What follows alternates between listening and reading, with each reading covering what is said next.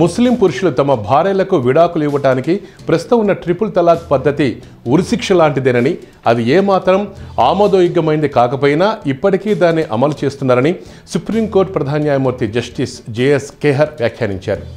ఈ కేసులో కోర్టుకు అమికస్ క్యూరీగా వ్యవహరిస్తున్న కాంగ్రెస్ సీనియర్ నేత సల్మాన్ ఖుర్షీద్ కూడా ఇది పాపమే కానీ చట్టబద్ధమని చెప్పినప్పుడు ప్రధాన న్యాయమూర్తి ఇలా వ్యాఖ్యానించారు.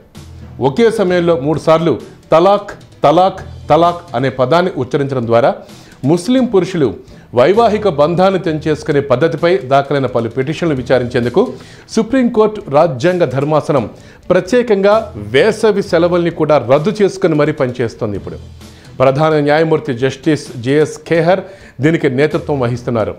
ట్రిపుల్ తలాక్ పద్ధతి వివక్షాపూరితమని, మహిళల ఆత్మగౌరవానికి భంగం కలిగించేదిగా ఉందని వాదిస్తూ పలువురు ముస్లిం మహిళలు సుప్రీంకోర్టును ఆశ్రయించారు.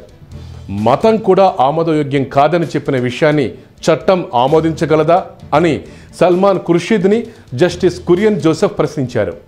ట్రిపుల్ తలాక్ పద్ధతి మహిళల పట్ల వివక్ష చూపిస్తుందని, విడాకులు ఇచ్చేందుకు అందులో మహిళలకు సమాన హక్కులు లేవని 3 ముస్లిం మహిళల తరపున వాదిస్తున్న సీనియర్ న్యాయవాది రామ్ జెఠ్మలానీ చెప్పుకొచ్చారు.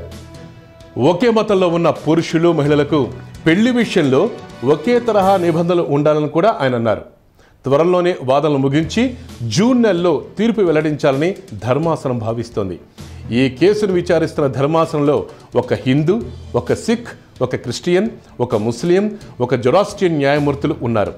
ఇదే సందర్భంలో ముస్లిం మతంలో ఉన్న బహుభార్యత్వం, నిఖా హలాలా లాంటి ఆచారాలను కూడా తాము పరిశీలిస్తామని ధర్మాసనం చెప్పుకొచ్చింది. ఈ 3 ఆచారాల్ని కొట్టిపారేయాలని కొందరు పిటిషనర్లు కోర్టును కోరారు. భారతదేశంలో పెళ్లి, విడాకులు, వారసత్వం, దత్తత, నిర్వహణ ఇలాంటి అంశాల్లో ఒక్కో మతానికి ఒక్కో పర్సనల్ లా ఉంది. మొత్తానికి త్వరలో దీనిపై ఒక క్లారిటీ వస్తుంది. సుప్రీంకోర్టు తన జడ్జిమెంట్ను ఇస్తుంది. దానికోసం దేశవ్యాప్తంగా అందరూ ఎదురు చూస్తున్నారు.